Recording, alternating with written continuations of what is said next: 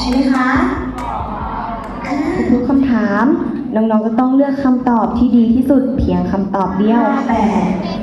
6 4 8สิ่งจำเป็นในอนาคตที่จะทำให้ประสบความสำเร็จคืออะไร ตัวเลือกนะคะได้แก่ 1. มีความฝัน 2. มีเงินสิ่งจำเป็นที่ทำให้ประสบความสำเร็จในอนาคตนั่นก็คือการศึกษา 54% การศึกษายังคงเป็นระดับ1แต่เปอร์เซ็นต์นะคะ